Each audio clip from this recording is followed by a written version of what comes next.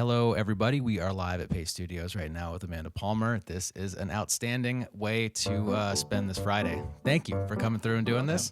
We crossed paths years and years and years ago at South by Southwest. It's amazing to host you here in this log cabin that exists in the middle of Manhattan for some reason. And thank you for coming and playing. And congratulations also. So There Will Be No Intermission exists in the world as of today. It's out right now. It's out. It's happening. Yeah, and so we're going to hear a little more, about half the record right now. And we were going to do 3 songs, but neither of us have anywhere to go. Am I allowed to say that Insane Clown Posse didn't come to the cabin today? Yeah, you are, man. Fuck them, man. I am going to do my best one-woman impersonation of Insane Clown Posse on piano, even though I don't know a single Insane Clown Posse song. And I could just do a bunch of Ryan Adams covers for International Women's Day. How's that? No, maybe not. Too soon? Absolutely not. That was well never done. Too soon.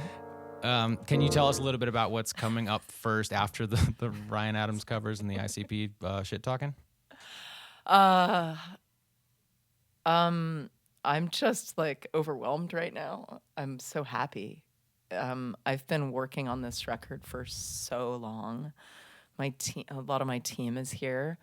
You're the voice of God, and the viewers cannot see it, but there's a nice little studio audience, and there's a bunch of people in the control room. And I made it over here by the skin of my teeth because I was stuck in a hotel 5 blocks away, furiously Facebooking and Instagramming and tweeting away my record because I am a one-woman plus team independent shit show as usual. Is this the right time to take a look at it? I mean, it's beautiful. We've got the vinyl right here. I brought it. Trigger warning, naked woman. Happy International Women's Day. Here's some tits. Nice. Super naked. Super naked. This is it. And the vinyl is a double vinyl because it's a very long record. It's almost 80 minutes. And this gorgeous photography that you see, here's how it looks when it's all opened up. You hold it a little closer to your face. That would be sharp and focused by the mic. How's that? There it is. That's super sharp nudity. You too can own There Will Be No Intermission by acclaimed singer-songwriter and TED speaker Amanda Palmer for only $19.95. Call now. Is that seriously what you're not charging $19.95 for that record, are you? No, really? Sorry. Yeah, it's got to be more I than was that. just channeling the 80s. back Billy in the Mays. 80s, for the price of Freedom Rock, you could also own the ShamWow. So yeah, it's really, really, really beautiful packaging, and the sleeves all have artwork on them. So I don't know how much of the detail of this photo you can see, but it's really gorgeous. You can probably see that. Can see it. Yeah, hold closer like that direction. Yep. We can see a lot of it. It's amazing. There's the record. I could just leave it up here on the piano desk while I play for. I would assume that guy is heavy. It's as heavy as it should be. It's pretty heavy. Yeah. Not to shit talk anybody, but the hotel that I'm staying in, the beautiful Ace ICP. Hotel down the street, totally coincidentally, because it wasn't planned this way, has turntables in their rooms.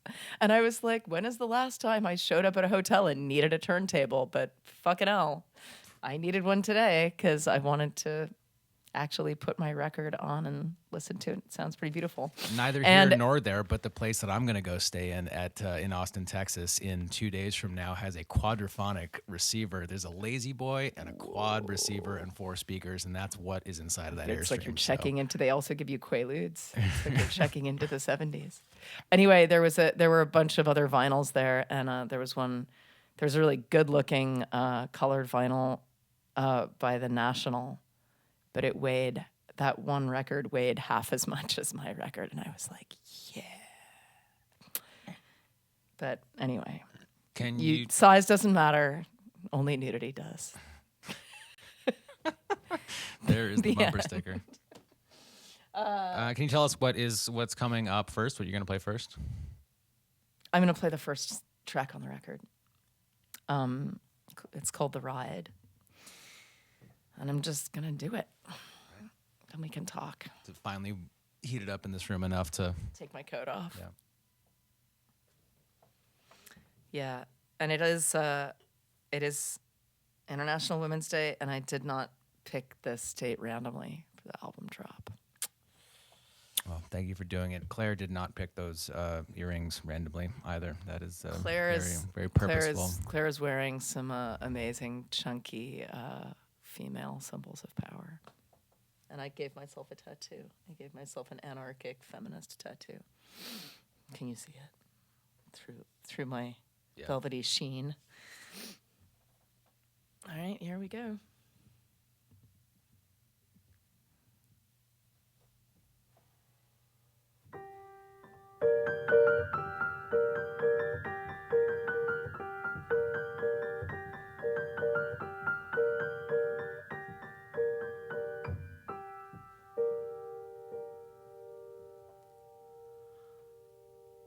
Everyone's too scared to open their eyes up, but everyone's too scared to close them.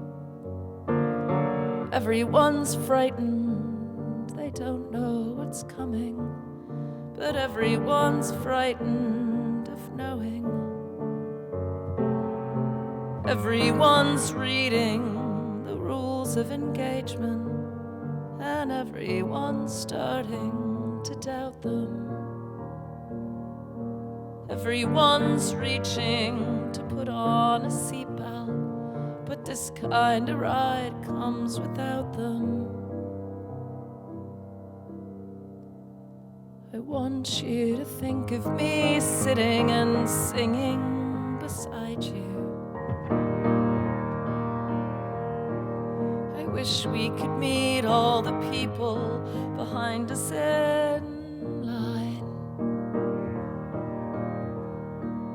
The climb to the crest is less frightening with someone to clutch you. But isn't it nice when we're all afraid at the same time? And it's just a ride. It's just a ride. And you've got the choice to get off any time that you like. It's just a ride. It's just a ride.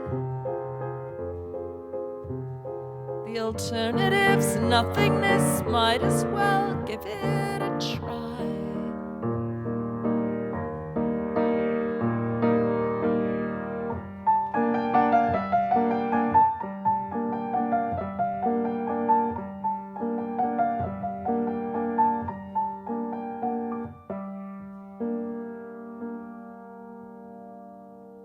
Everyone's terrified that they'll be justified by the collapse that will happen.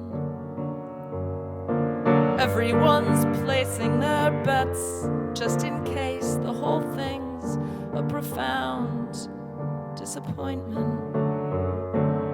Everyone's trying to stay on the side where the water's just boiling more slowly. Frogs in a pot, well, that's one thing I've got. At least some of the frogs in here know me. I want you to think of me sitting and singing beside you. The chain pulls us up and we know that we're all gonna dive. The blur and the noise of the screaming can blind and distract you.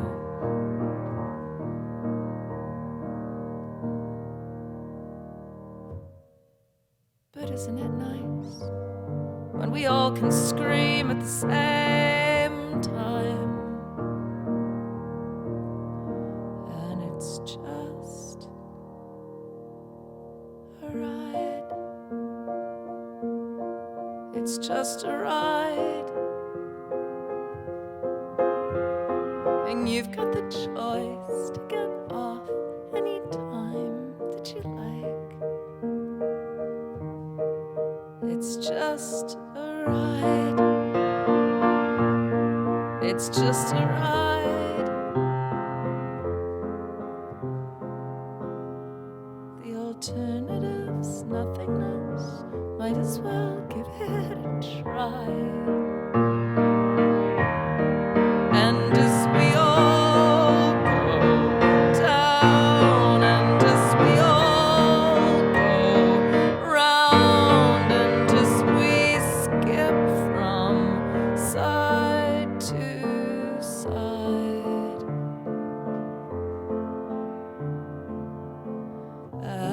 everything is gonna be alright.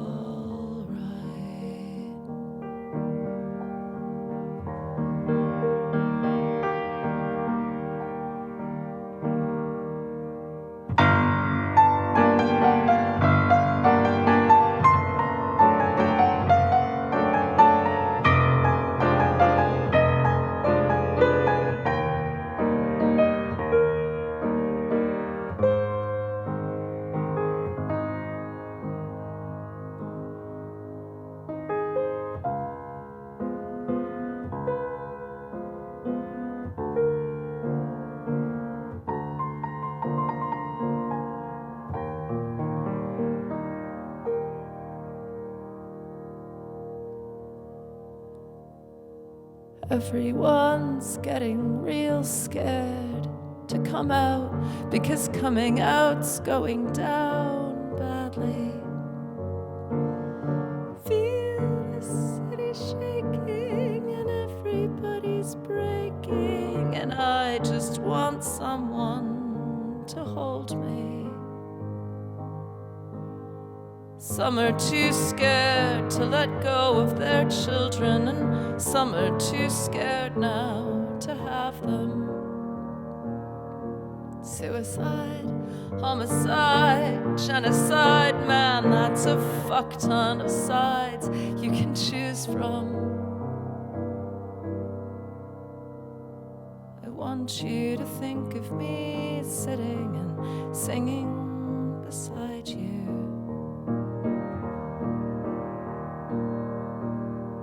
I wish we could meet all the people who got left behind. The ride is so loud it can make you think no one is listening.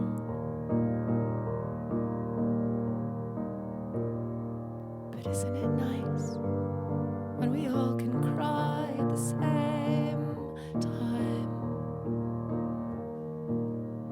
And it's just a ride. It's just a ride. And you've got the choice to get off any time that you like. It's just a ride. It's just a ride. The alternative, nothingness, might as well give it a try. And as we all go down, and as we all go round, and as we pitch from side to side,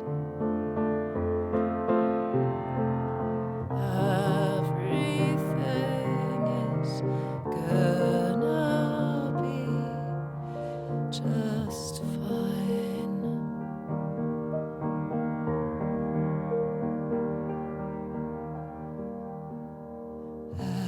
Everyone you love is gonna die.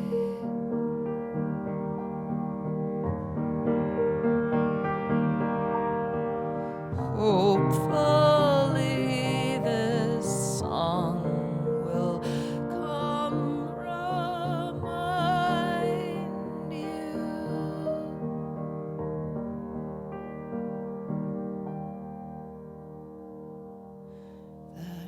just a ride. It's just a ride. From the sister you miss to the father you don't wanna write. It's just a ride. It's just a ride. From the lover you left to the one that you're frightened to find. It's just a ride. It's just a ride. From the baby you lost to the one that you're growing inside. Come on out, darling, and don't you cry.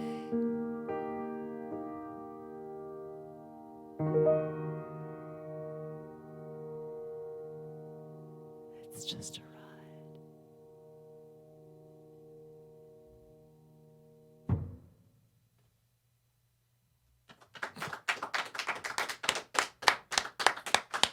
All right, Amanda, thank you. This is awesome.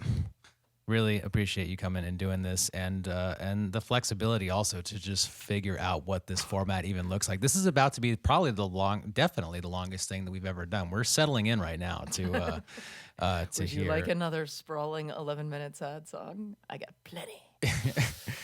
Yes, I would like that. What is? Oh, wait a minute. So the internet asks. There's two different things. This will be like a choose your own adventure, whichever one you want to go after. Amanda Janae of the internet says, this is a statement. It's not a question at all. Watching this with my 1-year-old daughter, she's immediately dancing along and trying to sing along with her baby babble language. She understands every word of that, I am sure. This album is for all women out there. For my daughters, thank you for this. That is what Amanda Janae of the internet says. Thank you. And there is a question as well. Choose which path you want to go down. David Hine of internet fame as well says, please, can you tell me a story of the first day you played the piano? Oh, no one's ever asked me that. I don't know the answer. Do you remember it? That's like me asking you when you washed your first dish or something. I don't remember the first time I actually saw or touched a piano, but because I was so young. I grew up in a house with a piano in it. So the piano was like the kitchen table and the toilet and all the other things in the house. I just saw it all the time and was touching it. So do you want to chat about that adorable 1-year-old who is dancing along and understanding every single word, regardless of the fact that she doesn't understand English yet? Babies understand emotion like nobody else. That's all they speak, pretty much. Like, I have a 3-year-old, and you can't hide anything emotionally from a child. They can smell you. They just know when you're happy or sad or afraid, because they don't get lies yet. Like, no one's taught them that lies are a thing. So they just pick up on the vibe, and it's very, very hard to lie to a child. And I wish, sort of like, the Picasso quote about how he wishes he could figure out how to draw like a 5-year-old again with that kind of freedom.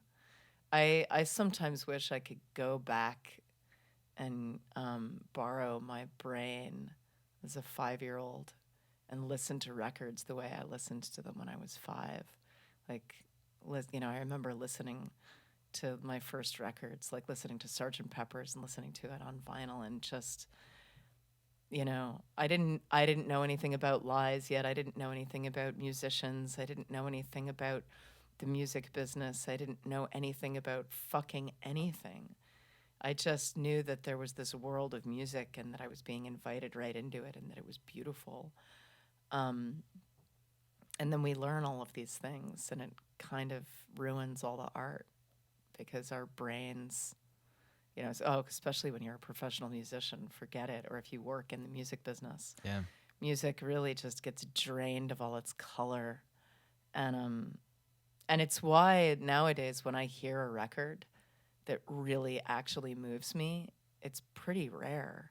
Do you recall the last time that happened? Do you remember the last time you heard something that really transported you back to the time when when everything was new and things were magic? I don't think you really get to go back there unless you're a completely enlightened, bizarro alien from outer space. But I do remember the last time I heard a record and felt no distraction and no cynicism and was just completely gut punched and wanted to listen to it again and again. And it was Nick Cave's last record. That counts. And you know, interestingly, if you had played me that record when I was 5, I probably wouldn't have been very interested in it.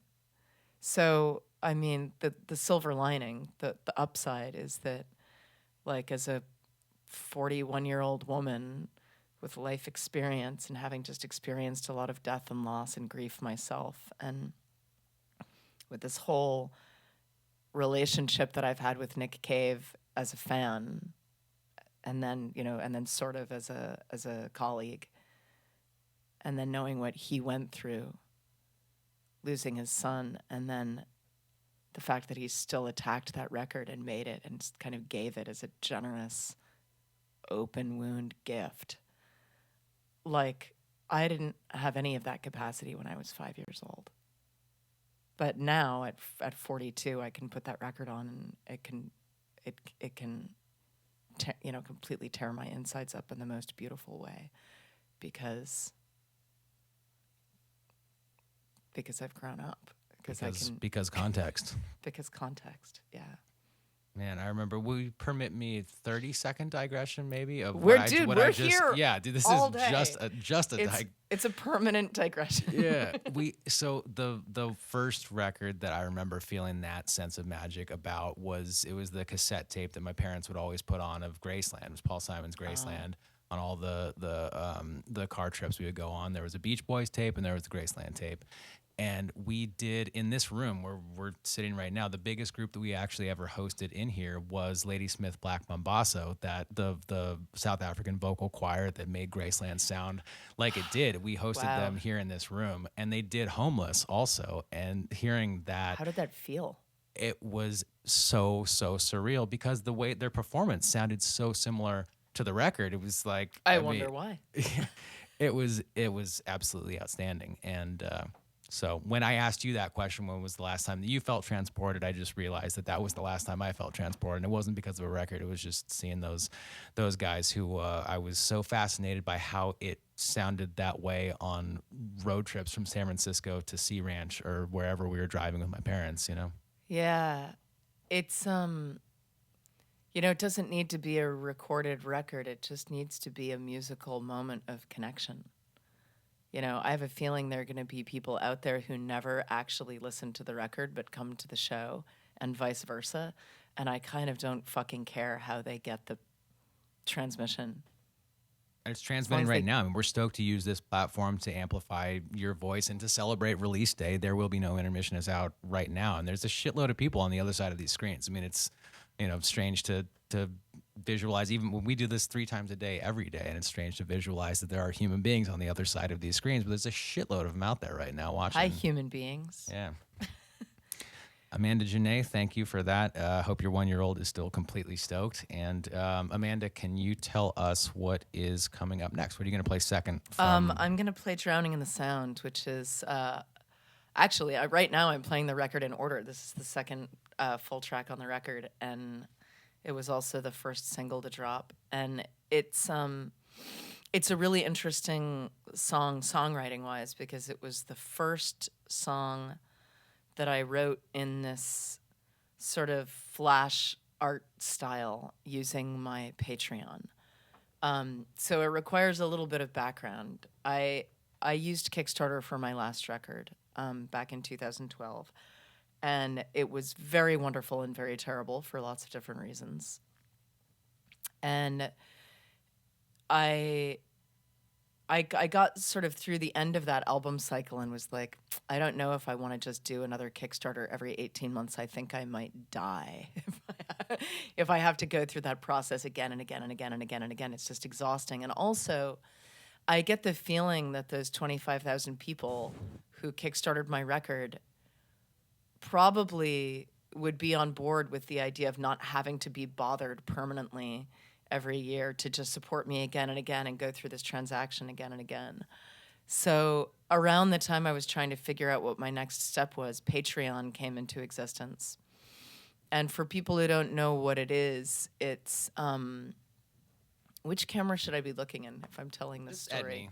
Just at you? I'm on that camera right now, so we're seeing like a sort of a three-quarter profile. I'll just tell but, you, because yeah. actually it's more fun to look at a person. I'm on going to cut to camera. this camera. So here we go. We're on this camera right now. Hi. But it's just a chat between us. So people are starting to get an idea of what Patreon is because more people are using it. Podcasters are using it and stuff. But basically, Patreon is a permanent subscription to an artist. And you throw down your credit card, and instead of just buying a moment, an album, a project, funding a thing, you're more or less just subscribing to this artist's channel and supporting their ongoing work, which sounded fucking fantastic to me because I write a lot. I work in a lot of different media, and you are uniquely potentially suited for that platform. I mean, there's plenty of artists who I enjoy completely, but whose voice is not so absolutely clear. I mean, it seems like you are an investable artist. I trust whatever you're gonna do next. I trust that it's gonna be amazing, and that's not the case with absolutely everybody. But there so must Patreon's be perfect other for you. artists that you feel like that about. Well, and yeah, Paul Simon. Nick Cave, Yeah. Bjork, maybe. Did you know that Bjork cut an album here in this room? No. Yeah, that happened. It wasn't I'm it had feeling nothing to the do with Bjork. Paste, but she worked in here, as did Paul Simon. Separate of the Ladysmith Black Mambazo thing This that we is did a here. special room. It is just a fucking log cabin for no reason. I still don't know why this It's exists. not no reason. Look at it. Well, do you know why? What is there? No, Why but does I this mean, exist why on the fourth not? floor of a building in the middle of Manhattan? Why are we here in a log Someone- cabin in a 1970s someone needed time it. warp? Someone wanted us to have it today. That's why. Here's the thing, and I mean, we can go on this digression because why the fuck not? And then I'll tell you the story of how I wrote the song, and then I'll play it, and we'll be here till 7, and that's fine. I don't have anywhere to go. Facebook only allows 4-hour live streams, but YouTube can go indefinitely. So, Great. Yeah, if we want to be here till Tuesday, we can So do here's that. my question for you, because Patreon is, I think it's an untapped resource for a lot of musicians out there. Can you think of at least 2 or 3 musicians that you love, you, Brad, you love, and are interested enough in career-wise, arc-wise, scope forever-wise, that you would throw down $20 a year to just get whatever record they put out once a year? Totally.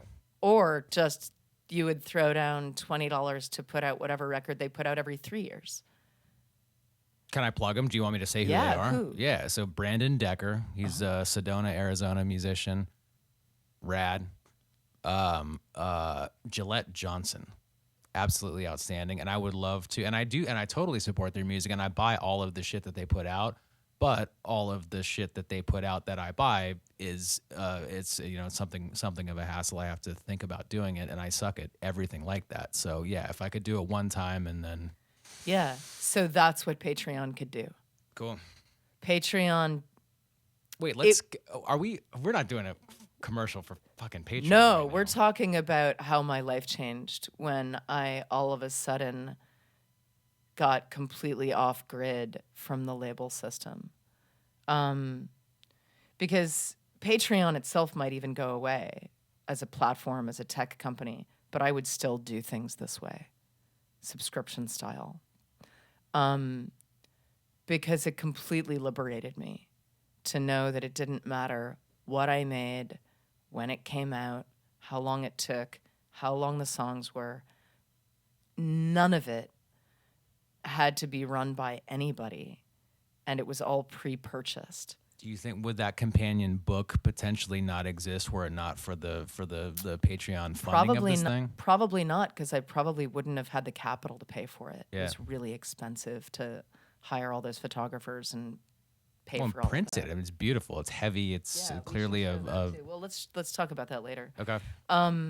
The point was, I started a Patreon, and now I've got 15,000 people giving me a few dollars a month to just make shit, write shit, work, demo, support myself, pay my team, be completely independent, not have to convince anyone. The more 2019 version of a MacArthur Genius Grant. Pretty Potentially. much. Just do stuff. Here's money. Yeah, and Good the luck. other analog that I found that really works is it's kind of like NPR. Like, you pay your money once a year to NPR because you just want it to be there doing its thing.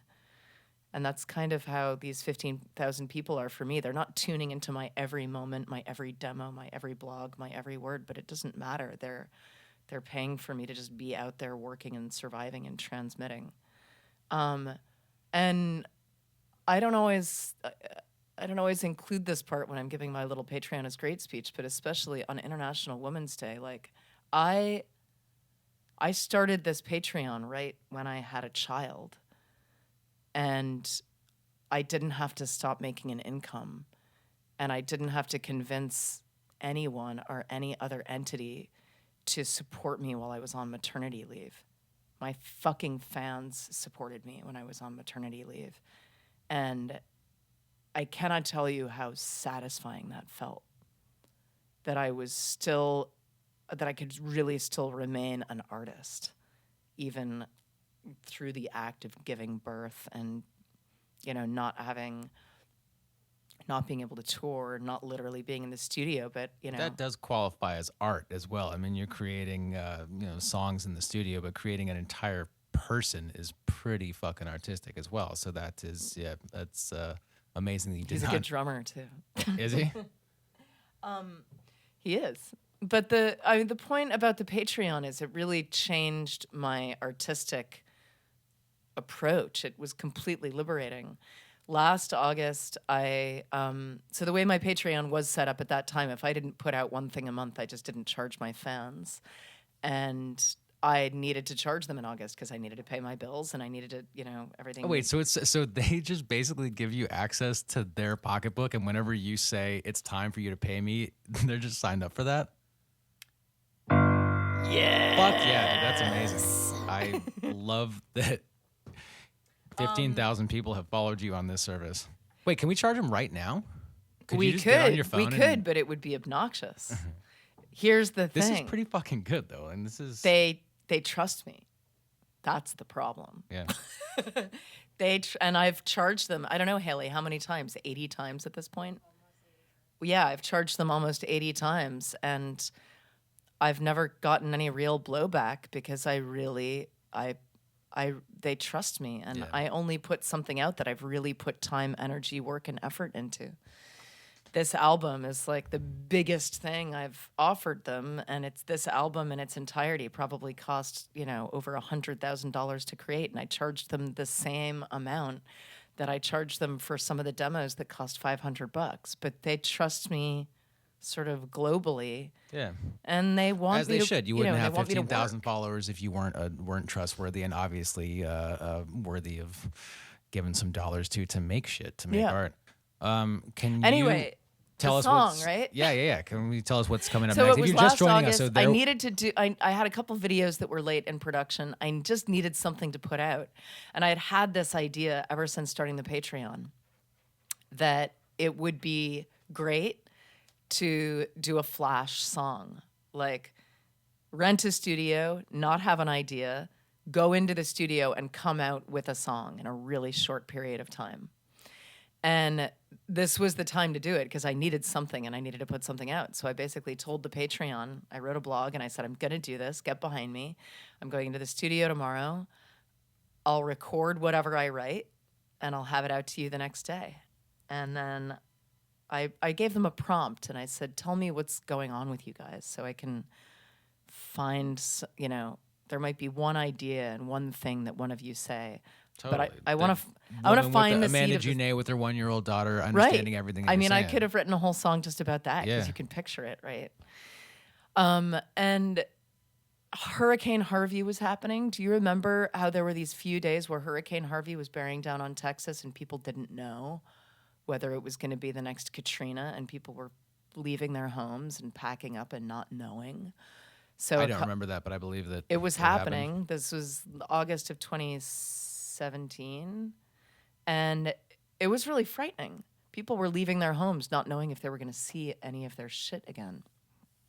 And the news was filled with these images of like senior citizens up to their waists in water stuck in old age homes. And, you know, all these images from Katrina came flooding back, all these people on rooftops everywhere, just kind of stranded by the government. And that feeling that everyone got that we were just doing a really bad job at taking care of everybody down there. And the eclipse had just happened, and I took my infant son down to where he had been born in Tennessee, and we watched it together, and that was really profound and overwhelming. And then the morning of the songwriting session, so I read all those comments the night before, I read more of them that morning, and then right before I packed up my laptop to like take my coffee and go into the studio and like figure out what song to write to record by the end of the day, I did something really stupid, which was I posted what I thought was a funny comment on Facebook about Taylor Swift, which you should just never do, because I found out when I came back and opened up my laptop 10 minutes later, like ready to go into the studio, that my post, which was basically like... Well, literally, what was it? We don't have to unpack I it, mean, we could even link to it. It was literally... do you remember the video for Look What You Made Me Do, which was like goth Taylor, like all of a sudden she's wearing black and she's angry and she's like, "Rrr." And I think I'd watched it the night before that morning, and I was like, wow, this is Taylor Swift has gone in a new direction. And I wrote this blog that I didn't feel was mean at all. It was flippant, but it wasn't mean. And I was like, dear Taylor Swift, you did not get to be a goth. When you were a teenager and we were just in our bedrooms burning incense, smoking weed and clove cigarettes and slicing our wrists and listening to The Cure, you were busy being a wholesome country pop star. Your time has come. Embrace your inner goth. I'm proud of you. P.S. Your UPS endorsement is questionable because UPS is all about brown. And if you're going to be goth, black is the thing. So find a new thing to endorse. Maybe coal. It was just so dumb. Yeah. And but I mean, me posting that as a relatively private individual and you posting that as a very public individual living in the public sphere is those. But I mean, I was posting it for my things. Facebook followers who are all sick fucks, and I figured they would all find this very funny, and most people did. Except I came back to the computer 10 minutes later, and the top comment. And I just explained the entirety of the post. I'm not leaving anything out. The top comment in this like flame that was going on this Facebook post was, Amanda Palmer is clearly an unapologetic racist. And I was like, how does that figure into that conversation at all? Well, because internet math dictated that if I was saying anything positive about Taylor Swift and nothing negative, and there was an argument going on at the time about her using black women as props in her videos, so she was clearly a racist. And if I was saying anything about Taylor Swift at that moment in time that was not about that topic, then I was subtly endorsing her racism. And I just sat there and was like, did you spend even a handful of seconds thinking about that shit? I almost wrote a rebuttal, and then I was like, no. I'm a songwriter. I'm not an internet arguer. I'm not going to explain how we all have to have more nuance and empathy and understanding and compassion on the internet again.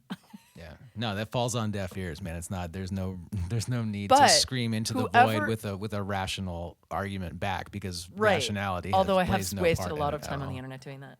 But whoever wrote that comment gets a thank you, gets a deep thank you, golden donut from me. Because I went into the studio pissed, which was good. And so here we have The end. drowning in the sound.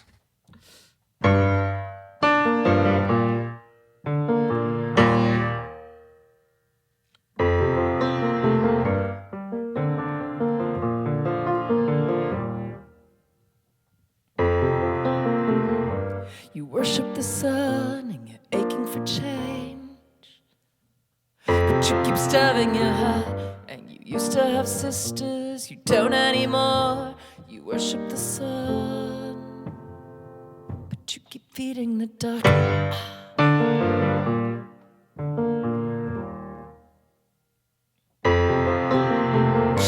I'm out in the yard with my son and my daughter, and the sky is all black, and I think we should start running from the water. And everybody's yelling that they're coming, but I don't see a single soul. They're all so busy yelling, not one of them is hearing the hissing from the bottom of the boat. I got some feelings up my sleeve, I got a compass in my arm, I got a needle in my heart, it's gonna tell us where we are. Southwest, 2 miles from town.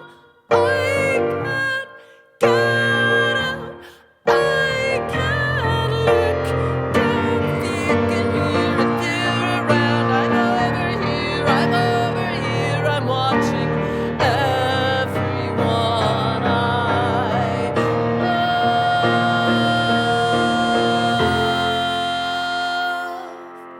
drowning in the sound.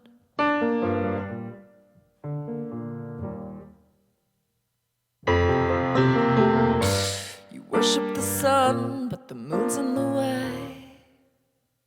So get your armaments out. She's always looking for trouble. She's gonna get what's been coming to her. She's switching the tides. We can't have that shit around. The television, they're blaring out a warning that our natural state is drowning, that our natural state is burning. And you're trying to help, and you're clicking for change, and you're calling it out, and you're adding your name, and you're marching for peace, but you're lynching the bitch that got up in your face. I was thinking to take you seriously. Southwest, 2 miles from town. I can't get out, I can't look down. If you can hear it, you're around. I'm over here, I'm watching everyone I love,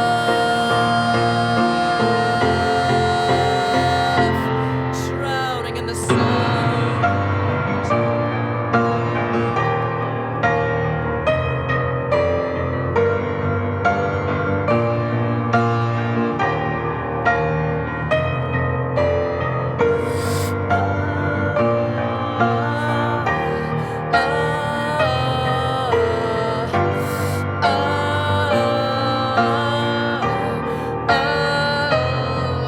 And your body is a temple, and the temple is a prison, and the prison's overcrowded, and the inmates know it's flooded, and the body politic is getting sicker by the minute, and the media's not fake, it's just very inconvenient.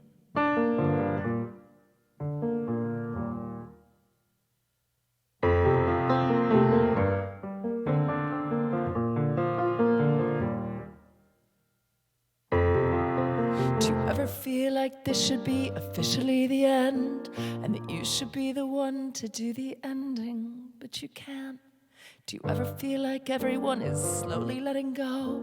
Do you ever feel that incredibly alone? And they're saying not to panic, and it's like a broken record, as if anybody knows what that is. And they're saying that we'll manage. It's the hottest one on record. And they're saying that that's just the way it is. And now I can taste it coming. I can taste it with my tongue. And my children are so heavy, but I pick them up and run. And I know I'll have to swim soon when the water gets too high. I keep holding them above me. I keep holding them and crying. South by southwest, 2 miles from town. I can get out. I can look down.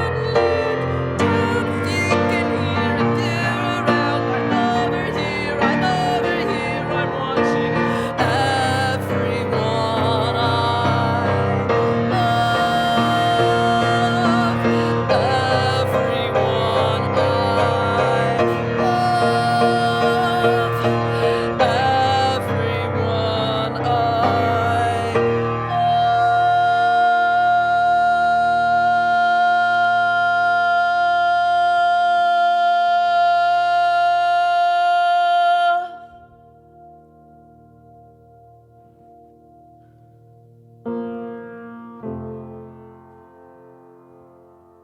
Drowning in the sound.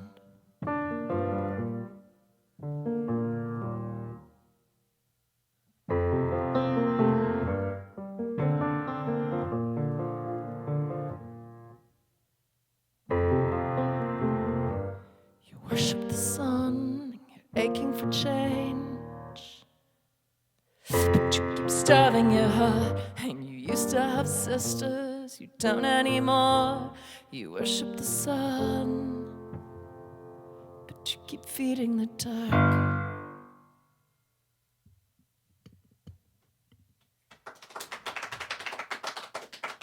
Thank you. Yeah, thank you. Is that screaming into, yelling into the strings, singing, excuse me, is the right word for that. Singing into the strings. Is that part of what you did on the album, or was that just for here for today? It sounded wonderful. Well, actually, the recording of this song was really amazing. This is production-wise. If you were only going to hear one song on the record and it's not live incarnation, that's the song I would send you to. We prepared the entire piano, which means we filled it with keys and screws and clothespins and all sorts of metal objects, and we did lots and lots of takes and overdubs. Was that, did you bring, was that mostly you? Was that so John Congleton was the producer on it, right? Yeah. So who brought what to the table in there that? there were lots of Secret Weapon personnel on the recording of this record. John Congleton was my main mastermind genius, and he created Theater's Evil with Me, which was my last big record that I recorded and put out back in 2012. And he nailed that last record, but that last record was a maximal rock and roll, glammy, synthy, full horn section, full string section, full fucking everything section. It was just a maximal record. And I knew that he could do that. And we had a lot of talks after that record was made about what I wanted to do next. And I kept sort of shifting directions and not knowing where I was heading. And when I finally knew that this was the collection of songs that needed to sort of be scooped up and put into an album form, I called up John and I was like, we need to make a record that sounds like one thing. These songs are really long, a lot of them. They're really sad. They're really minimal. This is as far away from my last record as you could possibly get. There's not going to be a band. I'm not going to tour with a band. And I don't think we should just do sad strings. I think that would be a cop-out. And he was like, I 100% agree with you, which is why he's my soulmate. And so we talked for like 6 months about how to take songs this personal and minimal, like the ride, that sound like they're almost kind of complete, and string them all together and make it really sound like one world, one album. And the way we did it is we sort of created a palette of sounds that we were allowed to use. And we made some rules like no guitar allowed, no band, no string section. Like, what's left? Well, not a lot was left. We did a lot of weird piano overdubs, and we stole those sounds and sprinkled them around. And then we got Max Henry from the band Sons in from Montreal, and he's a synthesizer genius. Sons. And we picked kind of a palette of synthesizer sounds that we would use, and then we befriended all of the songs in a different way and sort of decorated them with the same palette, only when necessary. And we would have we'd have these really interesting conversations. We would sit down, we'd listen to a song 2 or 3 times and just be like, wow, it barely needs anything, but it needs something. Like, what does it need and where? And then the third secret weapon was Jarek Bischoff, who arranged and orchestrated my last record and was living in LA at the time where we were recording. And he came in, and sometimes we would all tackle one song, like scratching our heads, like, how do we do this? What does it want to be? If we just put like a teeny bit of upright bass right in this moment, would that unlock something, fix something? And what was so fascinating, and I mean, I'm sure this is true anytime you're producing any song on any record, no matter who you are. But I looked at it as an emotional job. Like, these songs are basically doing an emotional job. They're so direct. They're storytelling almost. What enhances that and what gets in the way? And that was the binary decision. If it enhances the storytelling and dials up the right emotion, we keep it. If it's getting in the way, we dump it. And we wound up with a pretty weird fucking record that does not sound like anything else. There's some songs that have no overdubs, and then like the 30 seconds of the middle of the song, you look at the sound wave in Pro Tools and it's like one flat line and then like this 2-foot high thing, and then it shrinks back down again because we were just like, well, that's the section that needs a bunch of overdubs, and then it's over. So well, dynamics are extremely important, and dynamics are frequently overlooked, man. It's not cool when you look at Pro Tools and everything's just a brick the entire way through. So yeah, Drowning in the Sound was it was almost like a collage project.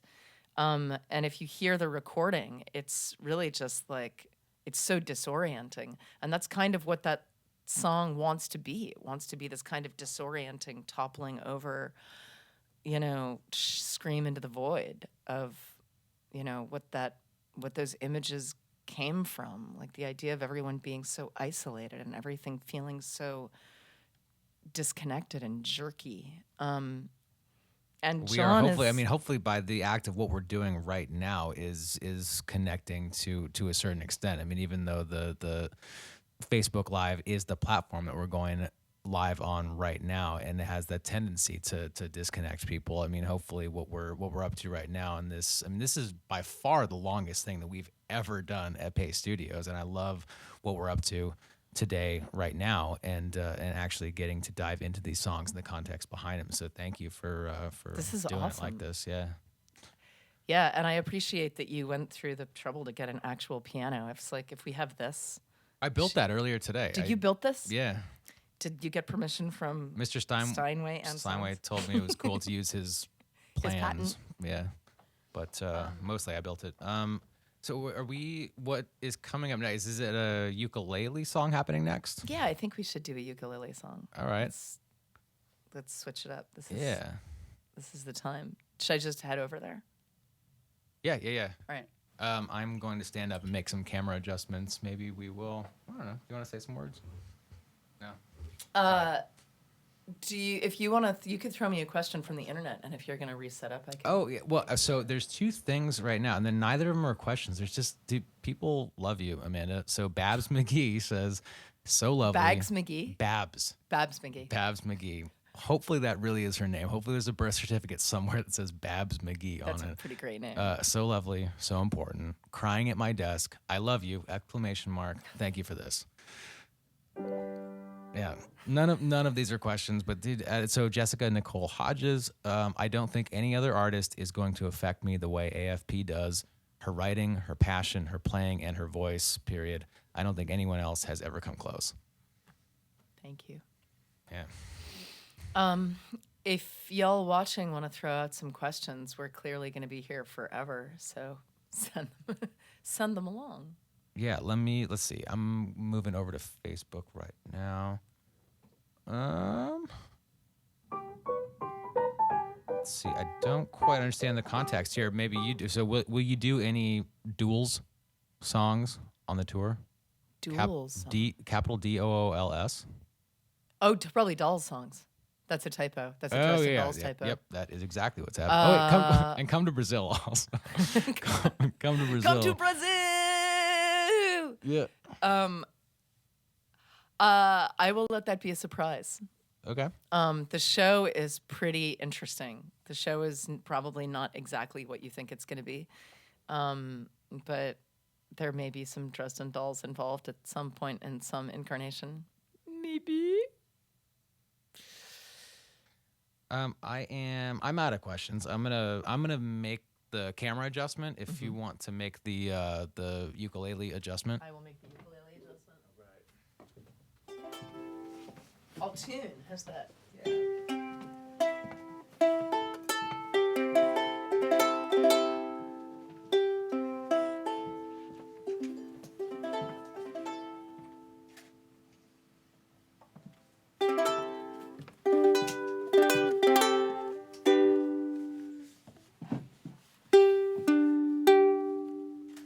You're out of tune.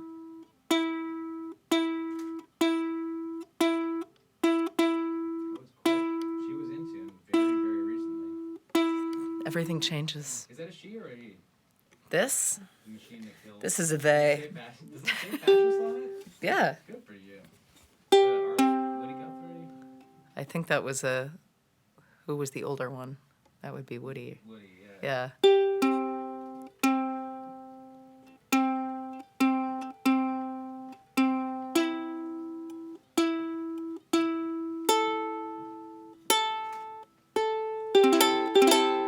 Alrighty.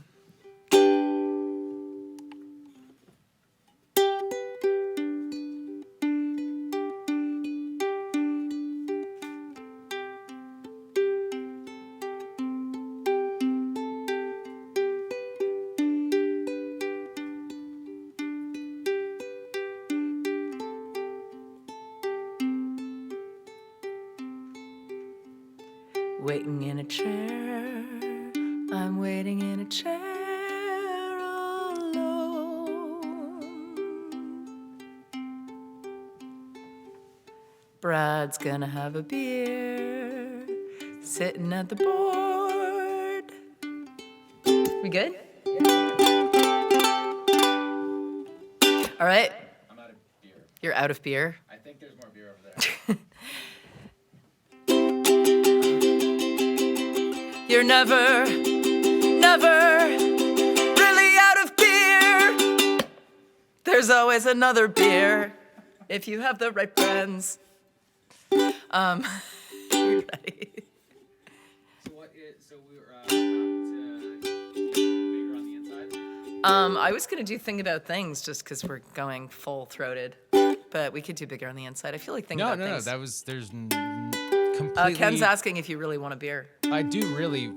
There's a really. Oh my god. Is there? All right. That's fine. That's fine. We could just drink the blood of an intern. I'll be Do all we have any right. interns in there? This entire thing is choose your own adventure. Whatever comes up next. I'm we gonna are play stoked Think to About hear. Things. That feels right.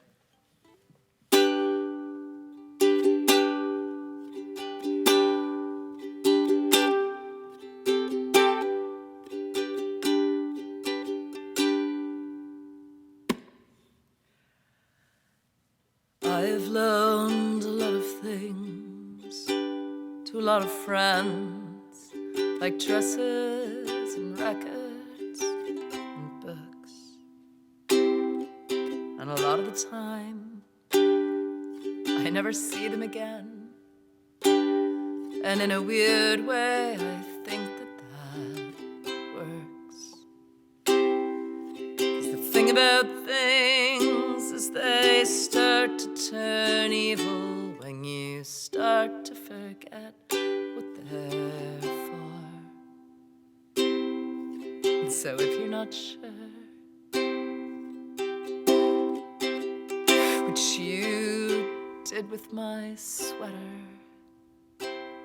I'll just have to love you a little bit more.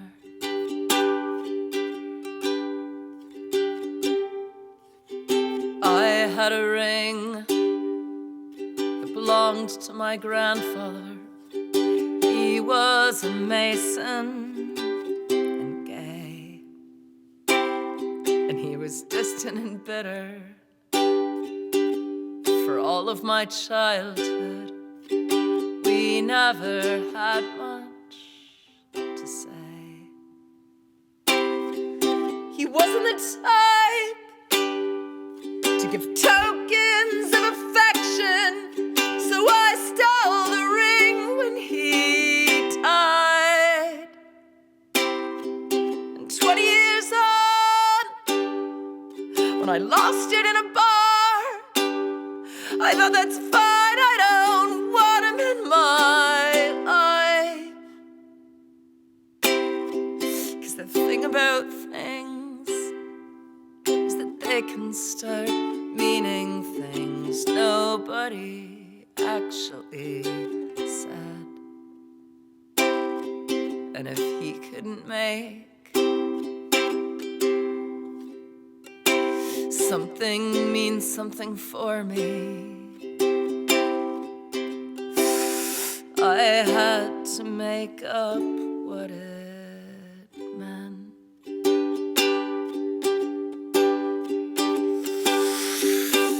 I can carry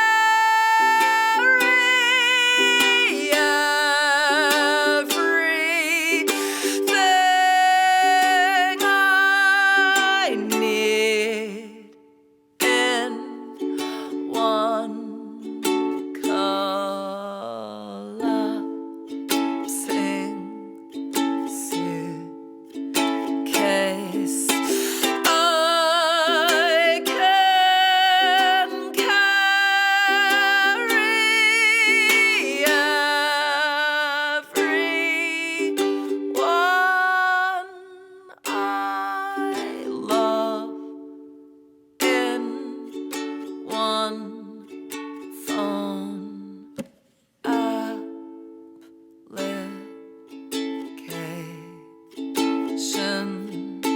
built to maximize the face time of the friends I'm bent on making. Actually, I want to be alone,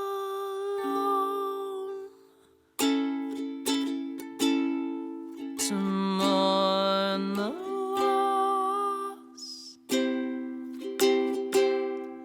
of what it cost.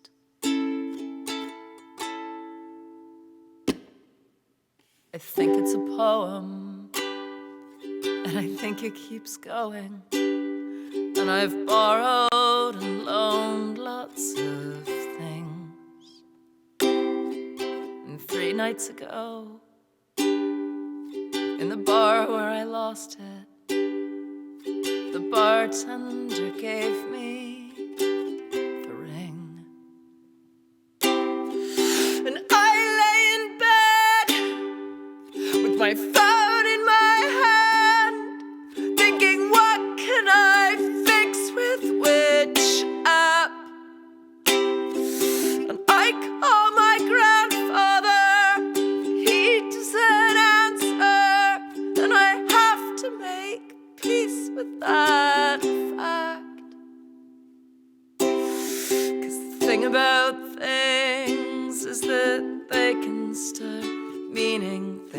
things nobody actually said. And if you're not allowed to love people alive, then you learn how to love people dead.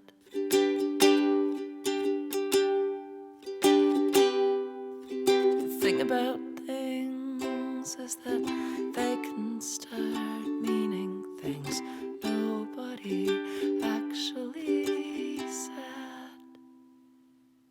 And if you're not allowed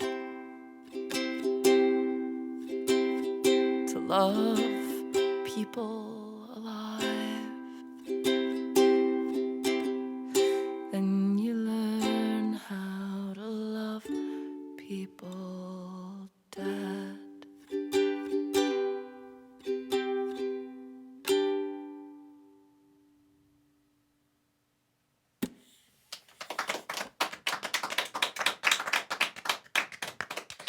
Amanda, thank you. That's great.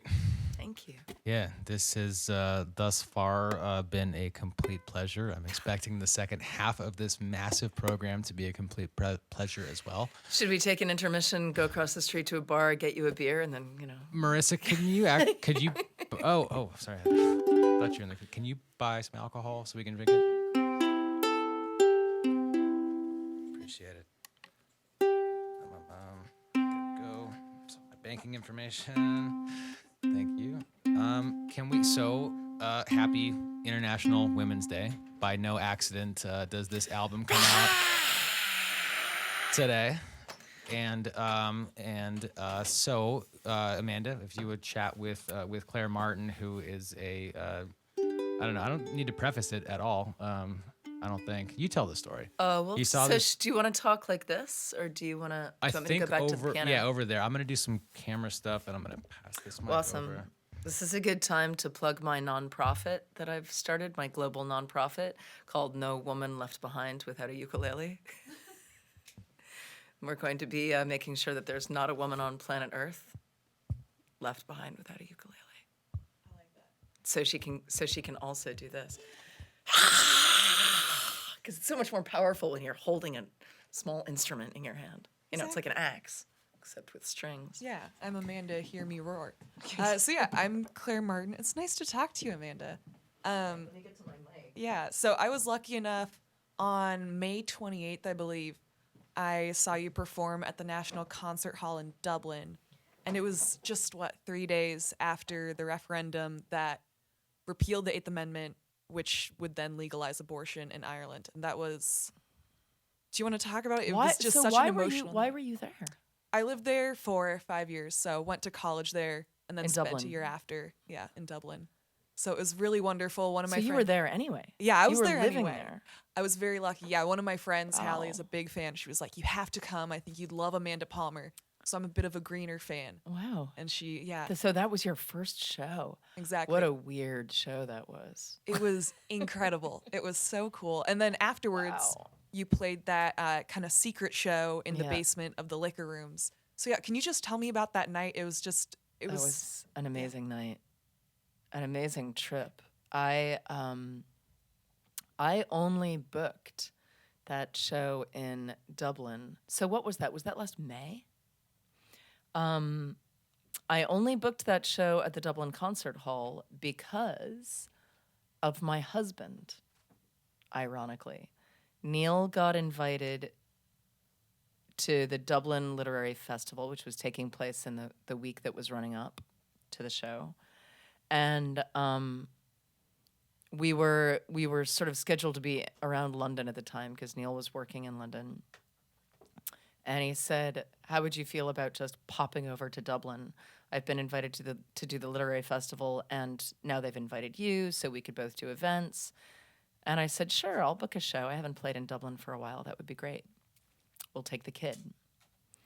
And then I found out about a month before I arrived that I was landing on the day of the referendum. And I had only been following the abortion politics in Ireland, you know, at a distance, reading about it in the paper, feeling moderately distantly sad that abortion was illegal in Ireland, but not really knowing a whole lot about the movement. And I got lucky for a few reasons. One of the luckiest coincidences of that whole trip was there's a journalist for the Irish Times named Roisin Engel, and she was a fan of mine. And she'd read my book and she knew my work, and she reached out to me on Twitter when she found out I was coming, and she just mothered me. She just welcomed me with open arms. Anything you need, let's hang out. Come to the Irish Times, do my podcast. I'm coming to your show. I'm bringing all these women. You do know what's happening, right, Amanda? And she she became my den mother for the whole trip. And I didn't even know her significance when I showed up. I just thought she was this nice journalist. What I didn't know is that Roisin had written an op-ed in the Irish Times a few years before that had a huge hand in galvanizing the movement. And the op-ed that she wrote, which was pretty unprecedented, was just telling her story of traveling to England to get an abortion, because if she had one in Ireland, she could be put in jail. And she wrote about it so empathetically and so personably and beautifully, and just all of the garbage that goes along with it, the shame and and just the feeling that your government hates you. It's such a shitty feeling that the people right around you, that the system isn't there to take care of you. And that was a watershed moment, because that article was published and women just started all coming out of the closet. And then one thing led to another, led to another, led to another. And all of a sudden there was this movement to just get this legislation destroyed once and for all. And they did it. And you were there. I mean, where were you, and what did it feel like? Because you watched the run up to this. I only showed up on the day, and I mean, I could get a sense of it just looking around, how much work and effort and blood, sweat, and tears went into this vote passing, but you were there. So what did you see? I remember feeling exhausted by the end, just because in the months up to it, I had worked at a women's publication. And so every day there'd be a different story. Every day you'd hear something else that the Save the Eighth campaign, which was the anti-choice side, would trot out. And I remember a lot of us feeling kind of hopeless by the end. Like we'd not exactly made our peace with it. I remember people being like, I would be so angry if we had come so hard, because it was such a grassroots movement, if we'd come so far and the referendum didn't pass. Right. And I remember hearing that night, they had like early numbers on it, and it showed it passing by Flying a huge colors. amount. Yeah, and it did. It passed with like 2/3 of the vote. And I remember being out with my friends and being like, I'm not going to get my hopes up. And then the next morning I was at work and my hopes stayed up, actually, because it was incredible. It was so nice just seeing all the women who I've gotten to know in Ireland after that and knowing they're taken care of. How did it feel? Are you an American? Yeah. So how did it feel? This is the more interesting question, because I felt so weirdly conflicted. How did it feel knowing that this is what they were doing, while looking back at America and seeing what was happening over here with like abortion clinics being shuttered left and right? It's very strange. It's this strange disconnect too, because I moved back here right after they made abortion legal, and now there's so much legislation. Yeah, exactly. Heartbeat bills. I don't know. I guess scary. That I don't have anything more eloquent on it, but it's terrifying to think that while Ireland is pushing for this thing, the United States, at least some parts of the United States, are trying to limit women's right to choose. It is scary. So I had been trying to write a good abortion song all my life. And it was only, and I there's a song about abortion on the Dresden Dolls' second record. There's a very, very dark, black humor song about abortion and date rape on Who Killed Amanda Palmer, my first solo record. But I found it really hard to write about abortions sincerely, like without that filter of satire, not satire so much, but just like, shrouded in black humor. And there was something about being there and something about watching these women and how hard they worked. And also how it almost felt like the secret sauce, like the ingredient. I was just like, how is it that they're doing this? Why is it working? Why are we failing back in America? Like, what is it? What can we learn from these guys? And it looked to me like it was a combination of women just being shamelessly honest, but really shamelessly in the most beautiful way. Like, I refuse to have the shame that you're sticking on my shoulders. I'm just not going to have it. And also women being so incredibly supportive of one another. The whole time I was there, I'm sure there's a ton of it, but I just didn't hear any backstabbing, bitchy, it really felt like these women were just aligned with one another. They were protecting each other. And the fact that, the movement also really got fired up by the death of Savita. So for anyone watching who doesn't know the politics, there was a woman, an Irish woman, who was denied an abortion, and her life was in danger, and she died. And that was, I think, the point where the country was like, this is bananas, like, enough. And part of the thing about writing a song about abortion that is so difficult is I just couldn't figure out who should be speaking. Was this a first-person song? Was it, who was the perspective, and how do you write about abortion without being too sentimental or too woe is me or too political or too judgmental? Like, I just couldn't find a way in. And as a songwriter who likes a challenge, I was just like, I'm just going to have to become a better songwriter so I can someday ultimately figure out how to do this song, because I can't, so I have to. And then I came back from Ireland, and I knew. I sat down and I wrote this one. It's called Voicemail for Jill.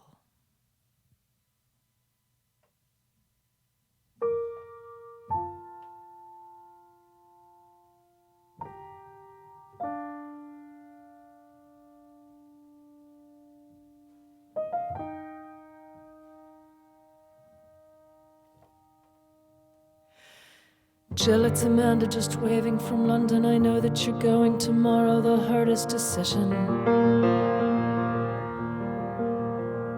And I've been on this side of the phone for a month, and I know you're in hell, and I know that you know what you're...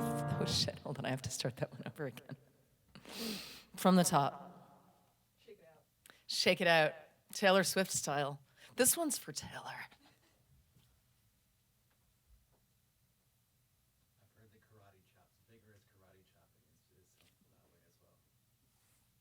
To shake it out. I got distracted because I started thinking about what we were talking about, which is never good. From the top. Again.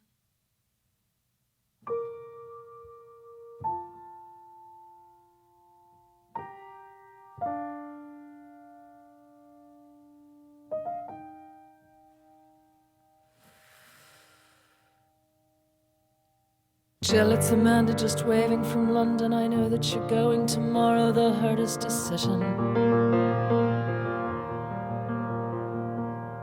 And I've been on this side of the phone for a month, and I know you're in hell, and you know that I know what you're feeling.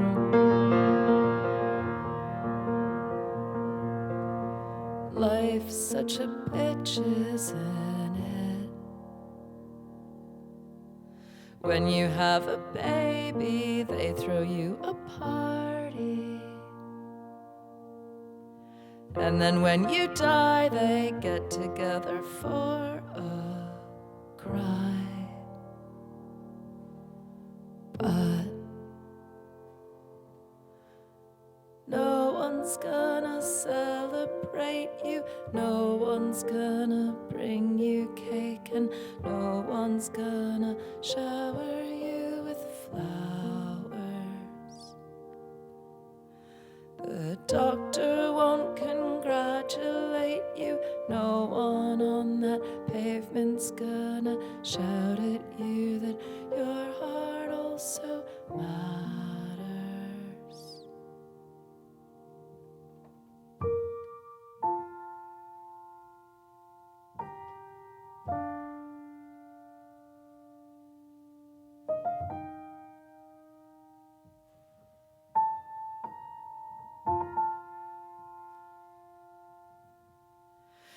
I'm not sure that you'll get this in time. I don't know if you're checking your voicemail at all, but in case it's the morning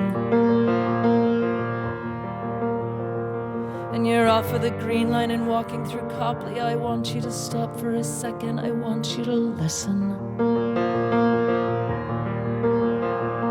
You don't need to offer the right explanation. You don't need to beg for redemption or ask for forgiveness. And you don't need a courtroom inside of your head where you're acting as judge and accused and defendant and witness.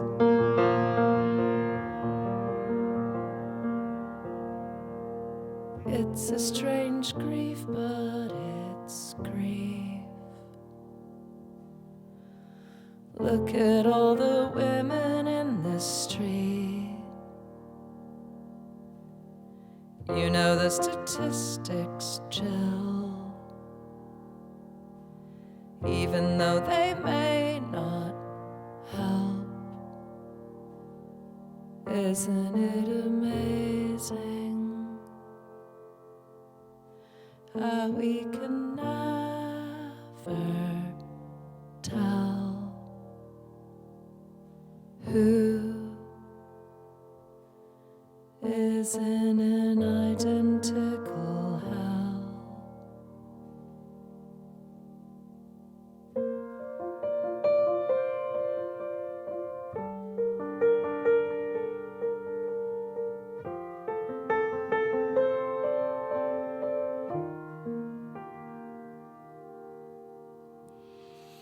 No one's gonna celebrate you, no one's gonna bring you cake, and no one's gonna shower you with flowers. The doctor won't congratulate you, no one on that pavement's gonna shout at you that your heart also matters. No one's gonna compliment you, no one's gonna nod their head and wink in league with what you are pursuing. No one's gonna tie surprise balloons onto your desk at work, and no one's gonna ask you how you're doing.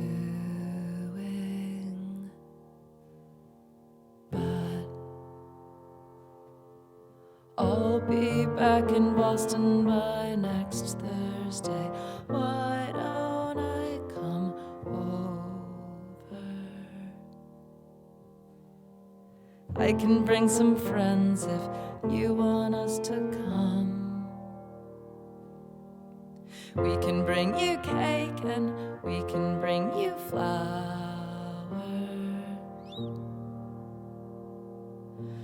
We can bring you wine and we can talk for hours.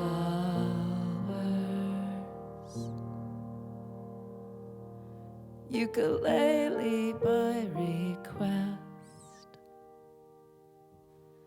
We'll throw you the best Abortion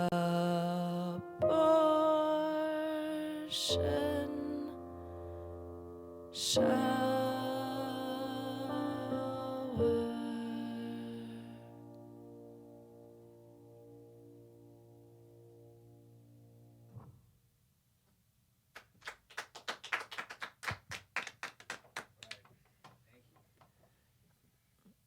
You're welcome. On behalf of the internet as well, thank you. Oh, wait. I have one more question. Yeah, totally. Because you just watched the video today. The video for this song came out yesterday. Yeah. What did you think? I really enjoyed it. So if anyone hasn't seen the video, definitely do, but it shows a young woman who's heading to the abortion clinic, but it doesn't actually show her inside it at all. It's the lead up to it. She has her headphones in, and it has intermittent scenes of her and her, I don't know, lover, friend, boyfriend, whoever she, had sex with and then got pregnant by. But I really like that that's included, because I think part of the reason that a lot of shame and stigma around abortion remains is because it's a tacit fuck you to women who decide to sleep with people for fun and not for procreation. So no, I really enjoyed it. Can you tell us a bit about the filming of that? Yeah. So I wanted to make a video for this song almost more than any other song on the record, because it feels like more urgent kind of than anything else. Especially what's literally going on right now in the White House. And I thought up the concept pretty immediately. Like the minute I thought this needs a video, I thought, well, this could really only be one thing, and it needs to be pretty literal. I mean, the song is so literal. It's the most literal song I've ever written, possibly. And I've had 3 abortions. One when I was 17, 2 in my 30s. Then I had a child. And then not too long after having a child, I had a miscarriage. And then on top of that, countless pregnancy tests, freaking out in bathrooms, going, oh my God, like many women. And a morning after pill somewhere in there too. Da da da da da da. And I wanted to make a video that wasn't political, really. I mean, of course, everything's going to be political if you're talking about abortion, right? But almost every woman I know has been there. And if you are pregnant and heading to an abortion, or you're pregnant and you're keeping the child, or you think you might be accidentally pregnant and you don't know yet, and you're walking to CVS to get a pregnancy stick, everything in the world looks different. Everything. And I don't know if men go through it quite the same way, but every woman knows that the walk that you take from your apartment to CVS to get that pregnancy stick is a different walk than when you're just going to get a Gatorade. And the children you see in the street look different. The women you see with strollers look different. The old women look different. Seeing a stranded baby shoe by the side of the road looks different. Everything sort of screams at you symbolically. And I've been there on every, in every permutation of joy and terror and grief of, this reproductive hotel that we carry around in us. And I wanted to make a video that sort of addressed that. Like, what it feels like when you know that you're going to get an abortion and you stumble across a pro-life billboard, or you have a conversation with a friend who's heading to the fertility clinic, and you're like, oh my God, how is this happening?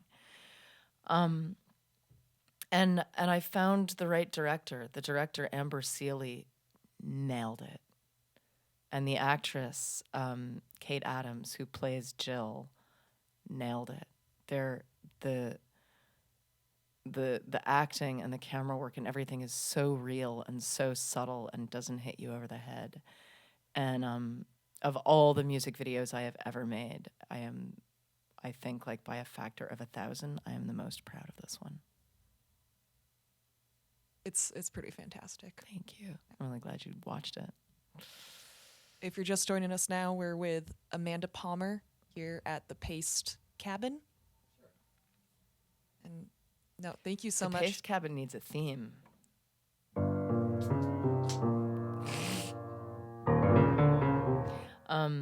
Should we do a wrap up? Should we do one more? I can't leave people like that. The whole thing has been a choose your own adventure so far. I feel was there. We gonna wrap it dark or are we gonna wrap it hopeful? I don't know. Ask the internet. How dark do you want it, internet? It's gonna take. It takes about 20 seconds before they hear what we're saying. So in 20 seconds, all right, internet. Should we just pitch black? Would you like it dark? Would you like it light?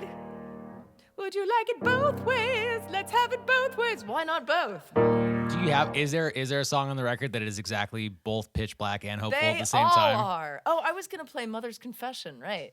Well, right. So the internet. That's the right way to end it because the internet just said, "Did she play Mother's Confession yet?" Victoria Chowry says that. Yeah, the sad thing is I didn't even look at my set list. We have two But songs. wait a minute, left. I have your set list in front of me, and so right after someone said, "Did she play Mother's Confession?" Someone said "Death Thing," and those are the two things that I have in front of me. We need our chorus. We need our gang vocalists. You guys, come on in. Yep. I can't believe we forgot that we even planned this. That's how long we've been here. Dude, how this long have is we been here? I have to pee. 92 minutes. The previous longest session that has ever happened here was like an hour and 10 Can minutes. someone do a And that was a visual jazz session. album or book showing while I go pee? Yeah, Here, totally. Someone come show your face. I have to pee. I'll be right back. I'm serious. Yeah, me too, man. Here, go get on camera and just go ask Haley about the record, and then people can see. Tell you so many things about this. And also, would you stand around that guy, around that giant mic? Yeah, go for it. And show off the earrings too. That's important. I'll show my socks. Oh, were they Right. women? Oh. Rosie the Rosie the Riveter Riveter. socks. Okay, so yeah, tell me about. Actually, I want to know more about this art book. So Amanda worked with a fantastic pair of photographers called Kahn and Selesnik, who did many of the photos in this book. Photographer Alan Amato, based in Los Angeles, who did this artwork on the inside and outside. This is a real sunset. There's no Photoshop on that. Wait, really? Yep. That's incredible. You can find the story of this photo shoot in this book, along with stories about all of the songs, the lyrics as well. It wasn't planned, right? Wasn't it just she like clicked with the photographers and they were like, "Oh, we're gonna do this thing." Pretty much. Yes. Even the book has an intermission. Nice.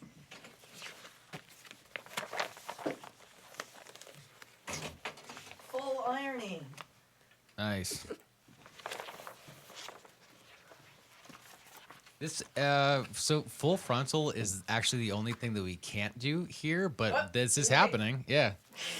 We can curse all we want, but fuck it. Here we go. Firsts all around. Thank you guys.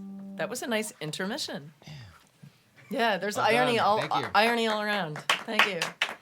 Yes, for an album called "There Will Be No Intermission," it's my first book with an intermission, and it's my first tour with an intermission. It's not my first album with an intermission. The last one had an intermission too, but whatever.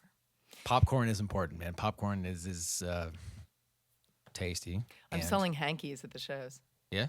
Yeah, Is that the Amanda Palmer merch? that's the merch. Nice. Do you have any today by any chance? They're not done yet, Oh, man. but they're really beautiful. They're embroidered. They say AFP, and they're for blowing your nose on. So when it's the time, all you guys just scooch around the gang vocal mic.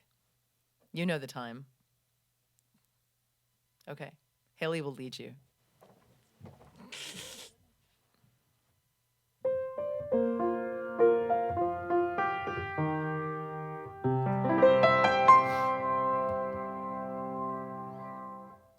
Ready?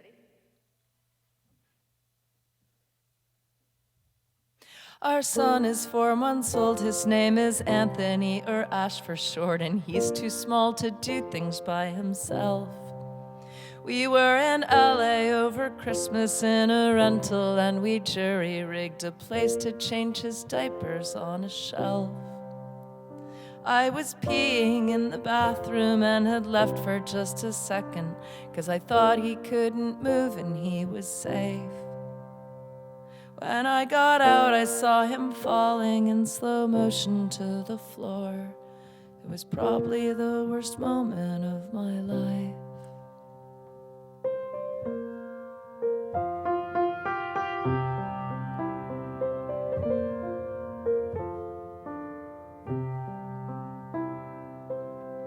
And then I accidentally stole a thing of chapstick from the Safeway. I didn't see it till we got out to the car. I would have usually returned it, but I was overwhelmed and late to take the baby to my cousins down in Carmel Bay. In my defense, I'd bought like $87 worth of groceries, and the chapstick was $1.99. I know it wasn't the right thing to use my newborn child as an excuse, but it felt like a good reason at the time. And as I pulled out of the parking lot, I cried. And as I pulled out on the highway, I said, right. At least the baby didn't die. At least the baby didn't die.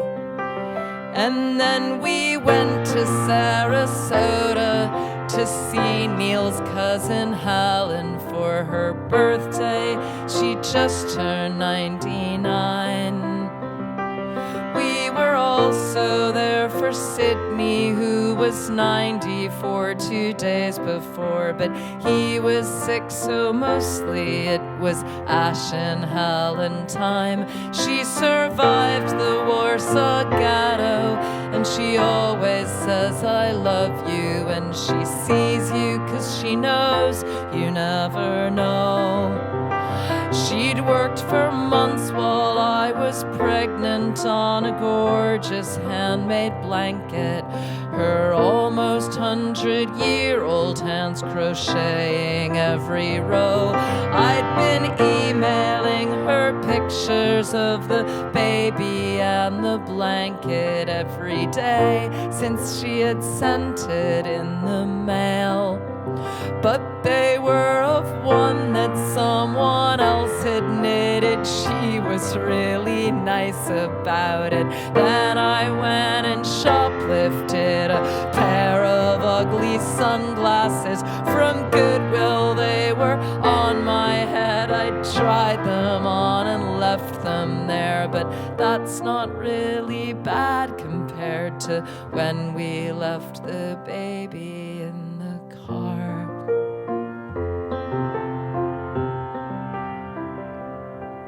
At least he wasn't in there very long,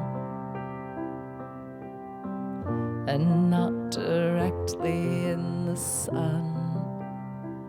And thank God no one walking by happened to notice what we'd done. I'm even scared to put these lyrics in a song. But everything is relative, and oh shit, everything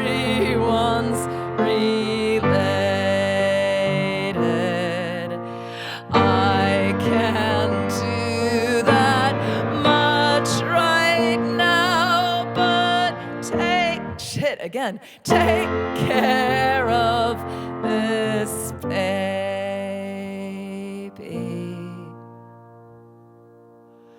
I figure everything is technically all right, if at least this baby doesn't die. And then I took a plane to Washington alone so we could visit Jason Webley, who's his godfather and plays a mean accordion. I couldn't wait to see him and share tales of our disasters over dinners in his houseboat. When I saw I'd lost my passport, so I got a rush appointment at the place where you replace them, and I drove the baby in, and on the way I got a speeding ticket. When the cop came to the window, I was shaking and I said, I'm sorry, but you couldn't hear me. That's how loud the sound of screaming was, 'cause he was hungry, and I think that I was speeding, 'cause I panic when I hear him cry. My God, what kind of mother am I?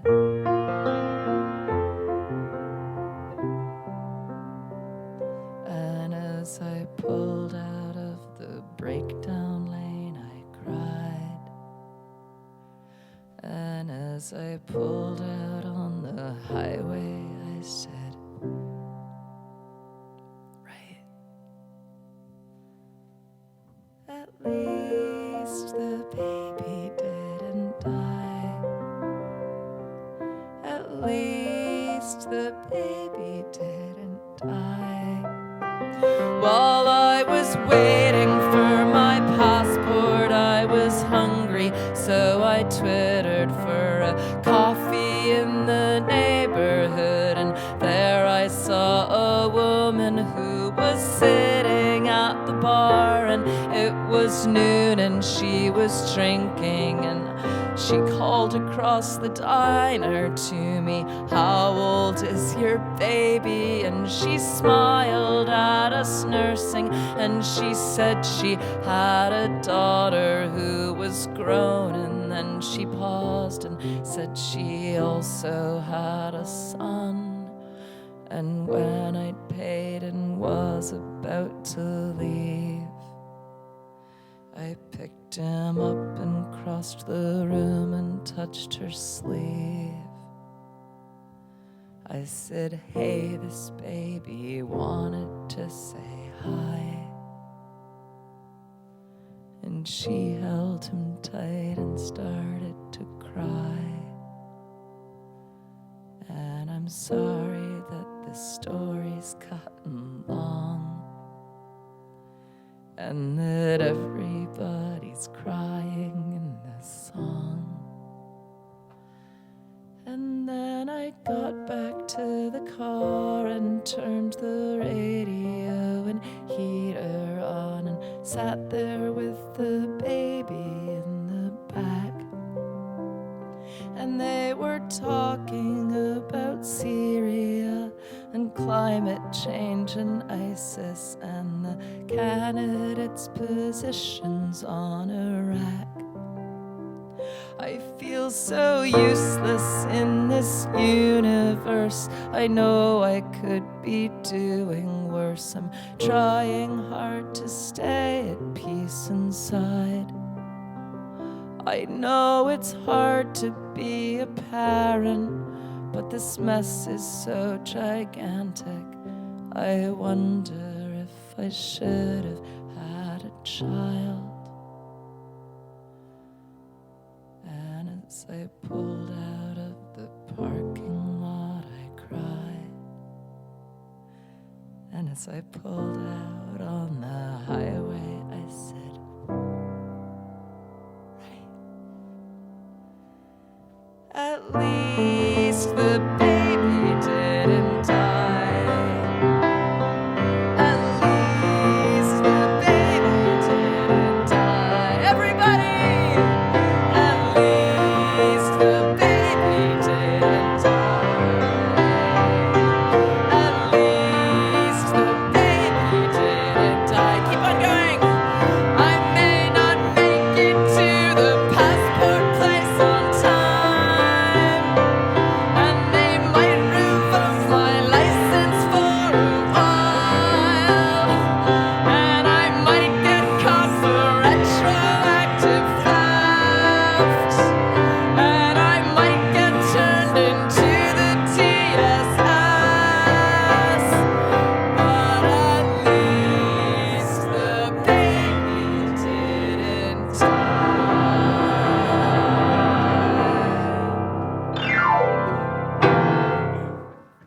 Good job, gang. The Baby Didn't Die choir of the Paste Cabin, ladies and gentlemen. Amanda, this has been so much fun. This is nobody's gonna beat this. So we've been live for an hour and 46 minutes right now, Holy shit. and no one is gonna ever go longer than that. So you will Bruce be on the. Springsteen. Dude, have you? Well, this will be for Yes. an offline discussion. But there's so many master tapes of Yes. the boss upstairs. Short story. Yes, I saw Bruce Springsteen's Broadway show, and yes, it changed the way I built my stage show for this tour. Wow. Actually, legitimately, really, yes. You want to know whose stage show is amazing? What? The Insane Clown Posse. Full circle. It all comes back to the Insane Clown Posse at the end of the day. It almost always does. I can't thank you enough for having me here.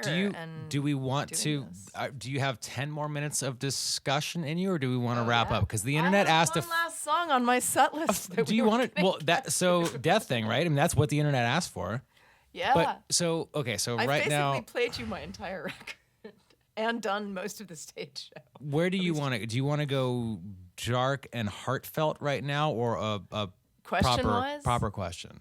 No, the I'll first. go anywhere you Okay, want. fuck. it. So this. Can I have this? one of your beers? Fuck yeah, obvious. Yeah, definitely. Do you want a cheap? I don't even want a to talk cheap, about how many beers have disappeared on that a cheap side of watery the beer desk. or a nicer IPA? Which one do you I'll want? have whatever.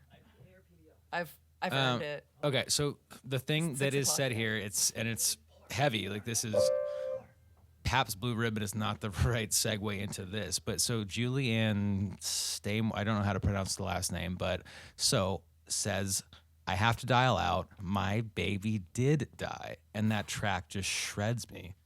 Thank you, Amanda.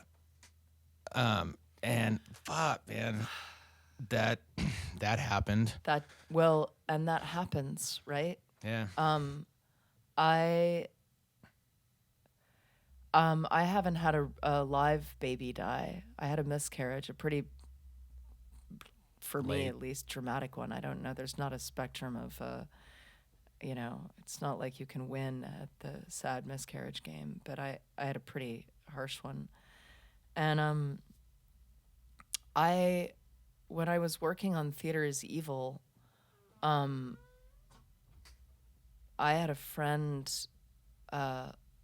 lose a baby in a pretty unbelievable, unthinkable way. I'll take it. I Yeah. mean, we're going there, Yeah, right? yeah. So thanks, hey. Thank you. And I also watched my parents go through it. My brother died, and it's kind of this unthinkable thing, and it's even, I don't know if it's less unthinkable or more unthinkable when you have your own child, but it's More. Definitely more. probably more. Well, but also did everyone just open all their beers at the same time? There's no way to hide that sound from the microphones. It definitely You is. just do it's it. always in there. And So, also, can I have a beer, please?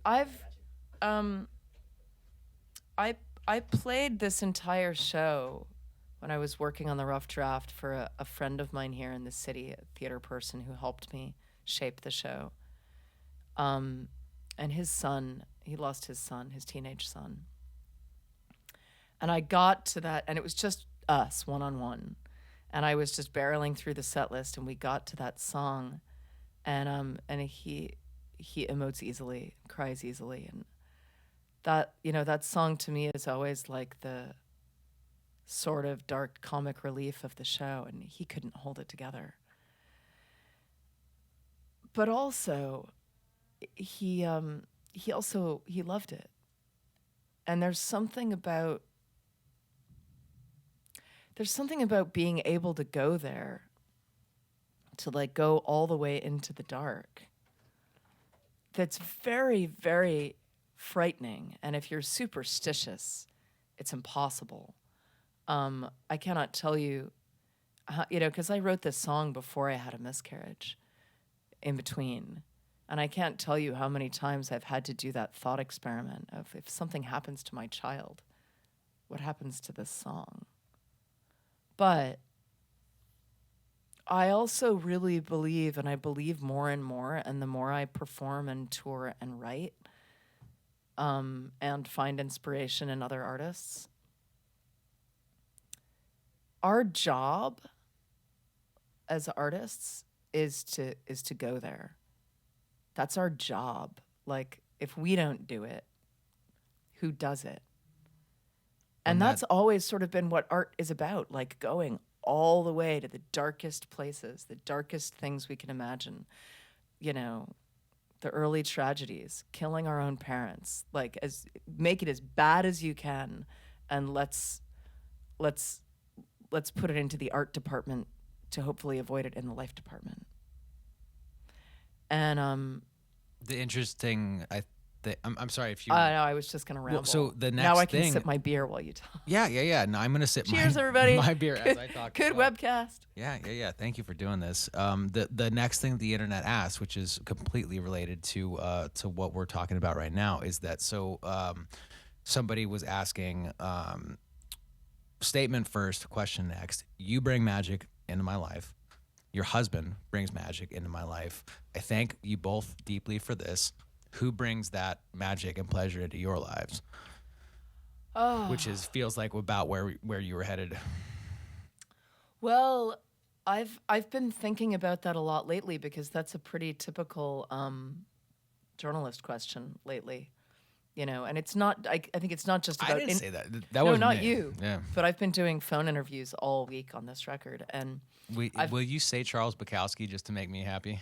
Charles Bukowski. Fuck yeah. Actually, yeah. I mean, talk about going straight to the dark. Yeah. Yeah. I mean, in the literary sense, Charles Bukowski, Kathy Acker, you know, I forget her name, the woman who wrote Wetlands, Hannah Gadsby. Have you seen Hannah Gadsby's show? No. You got to see it. It's Okay. amazing. I got to see it in person in London when she was doing her run of Nanette at the Soho Theatre. And I won't spoil the whole show for you, but it's basically, have you seen it? It's basically a stand-up show that challenges the very premise of laughter, art, and darkness. It is a meta postmodern tear down of the patriarchy of the first and finest fucking order. And I sat there in the audience looking at the mastery of Hannah Gadsby, just taking the audience as far into the dark as it goes and then whipping them back out and then running them back in and whipping them back out. And I just thought, right, you could, like, there are no rules.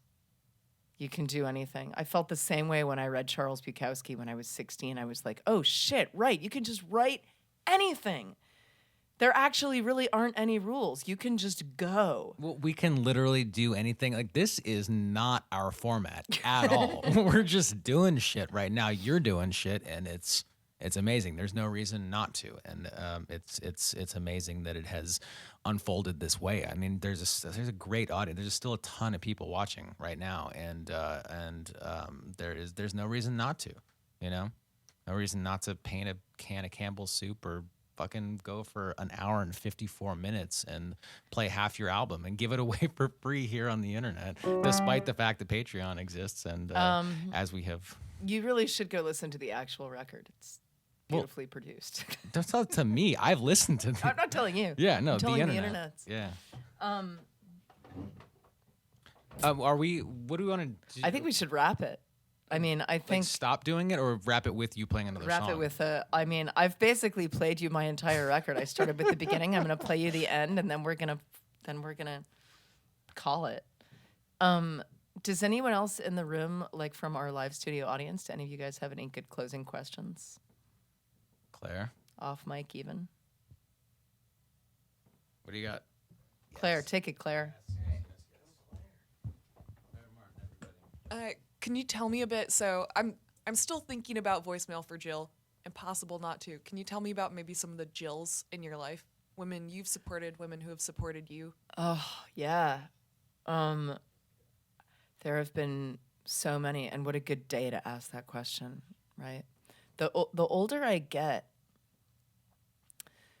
the more I look back at my adolescence and my teen years. Like one of the songs on the album that I didn't play is about Judy Blume and her influence, her like latent influence on my life that I didn't fully appreciate until way down the line. And I look back at my teen years especially, and the thing that stands out the loudest is that there weren't really many women. I didn't have a lot of heroic, brave, wise women in my life who were grabbing my hand and taking me into the truth all the time. They just weren't there. I had some great teachers. I had a really wonderful mentor who lived next door to me, who's all over this album too. We didn't get into that topic, but he raised me, and he died while I was pregnant. And in all of these departments, like I look back at all of my influences, the films I was watching, the MTV I was watching, the sitcoms I was watching, the books I was reading, the bands I was going into Tower Records and buying and putting on my shelf. And it was pretty much all media made by men. And there just weren't a whole lot of narratives delivered to me about what I was really feeling and going through.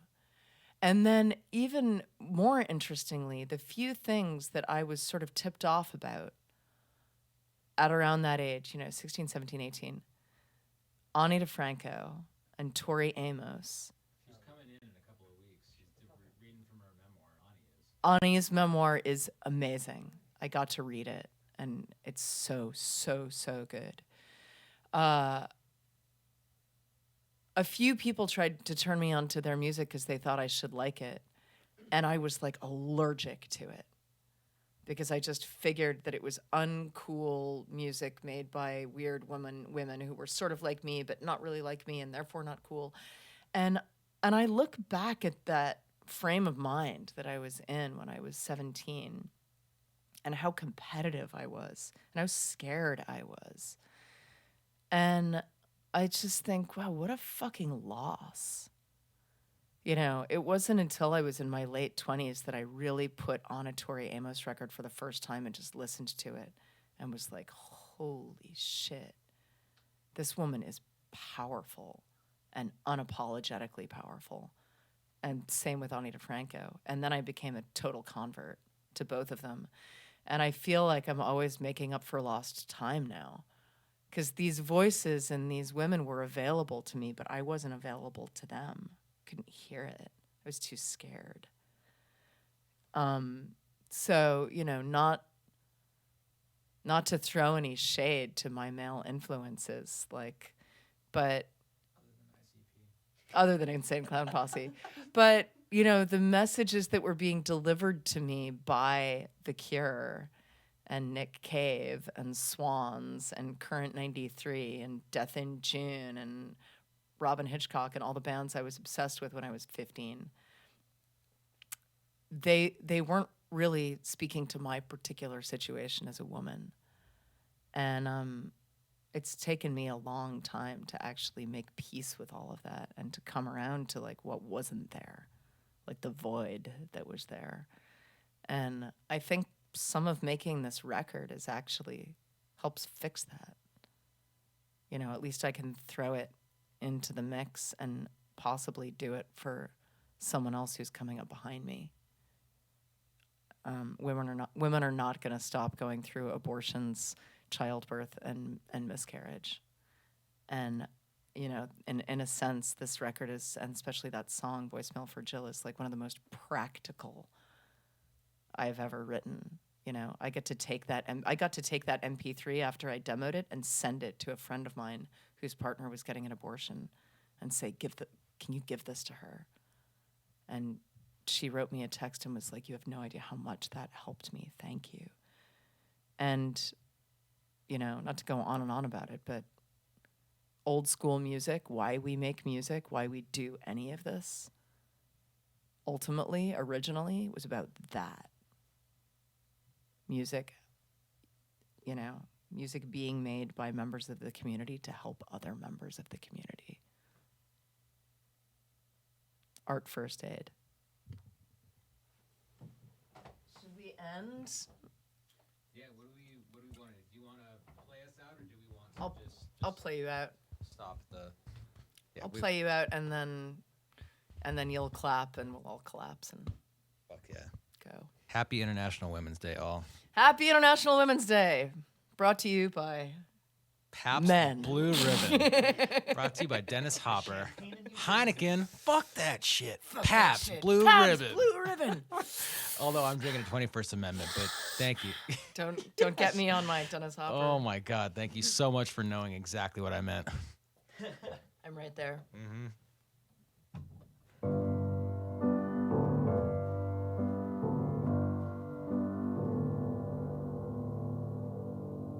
She wore blue. I'm not gonna do that. I'm gonna sing my song. This. Would Neil be bummed if I told you that I love you? I don't think my wife is I going to be love bummed you. by the fact that I love all of I love you. you, Amanda Palmer, so much. I love you, Brad. Yeah. No, Neil's used to that. Yeah. We're both very slutty with our love. We'll just give it out everywhere and take it where we can get it from Good. strangers, from Well, what it's do you here, do? man. There's, I don't know. I think I love you most, but there's a room full of people here that love you. There's an internet full Love's of people not a who competition. will. The more, the better. Yeah, but mine's probably better than average. Whoa. Jesus Christ. Sorry. Okay. All right, Okay. this is the last track from my record. Thank you. This is a really great closer to the record. I wrote it after all of this stuff happened in my life. And I had just had this miscarriage. I went with Neil to South Africa because he was filming his TV show down there. And I sat down to write one day, and I thought, I'm actually doing okay. Like, I'm good. That was fast. Maybe you've like nailed this grief thing, and you're just like, that's maybe not good. Is that? Yeah, that's crazy. Getting good at grief isn't really anything you want to brag about.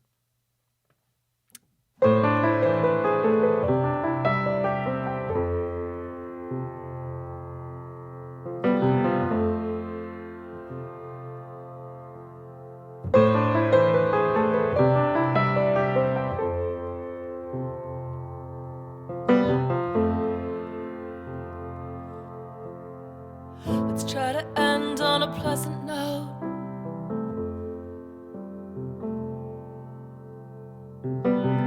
Then did endless things, and you know how it goes. You lick your wounds, put the miniature on the shelf.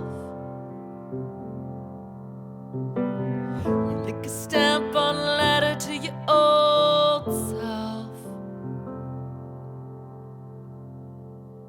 You always liked being good at things, didn't you? Isn't it funny what a person can get used to? And now, just look what you've done. I hope you're happy. You've beaten everyone. I think it's fair to say the word is all over town. Did he answer? No. Did he answer? No. Did he answer? No. Not even a whisper. No. So it's over. Yes, so you know the drill. You're the expert. You're the expert. You're the expert. Congratulations. You've really got this death thing down.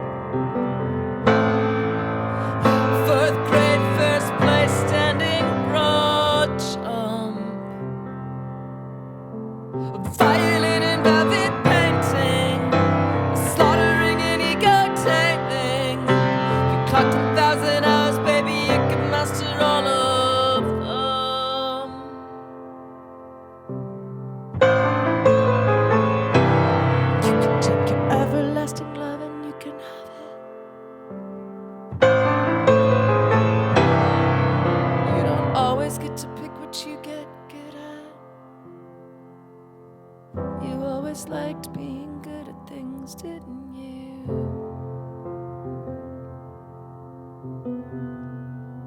Isn't it funny what a person can get used to?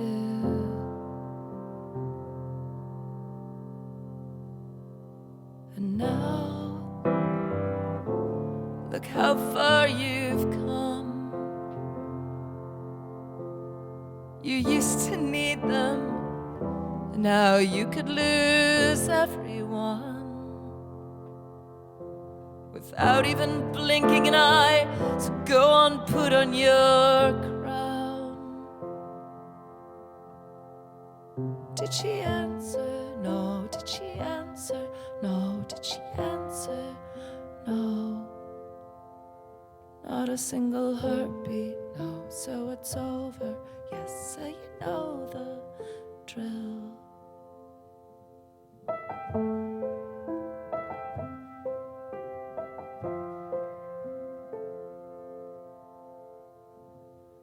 Congratulations. You really got this death thing down. You really got this death thing down. You really got this death thing down. You really got this death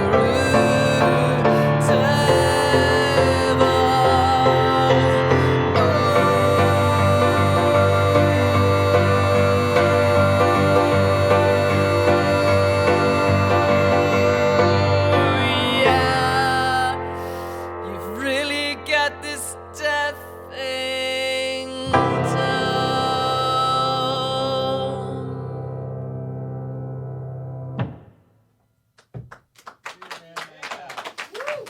Thank you. Amanda, thank you so much. This is a very special thing. I don't even know what we just did right here, but I enjoy it so much. That was more than half that was half the record. So there will be no intermission.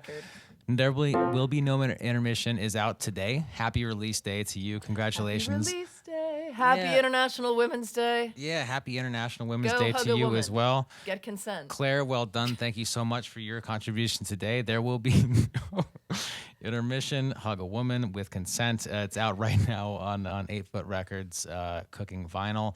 And so there are a ton of tour dates. There's of tour dates. All the North American dates are announced through June, and then there's Europe and UK through the end. There's all the way through December of 2019. And then I think, Australia yeah, and New we've Zealand after that. Been authorized. Well, I mean, it's your thing to talk about the first quarter of 2020. Man, I don't know, very, very scheduled. You're all across the entire world, and hopefully everybody who has watched this and enjoyed it on the internet right now also has a chance to see you live.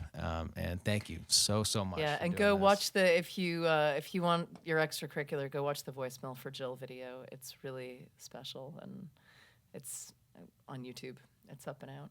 Oh wait, so there's two things. Let me tell you both of these things. I'm on a mission to make you cry because there's just such nice things being said about you right now.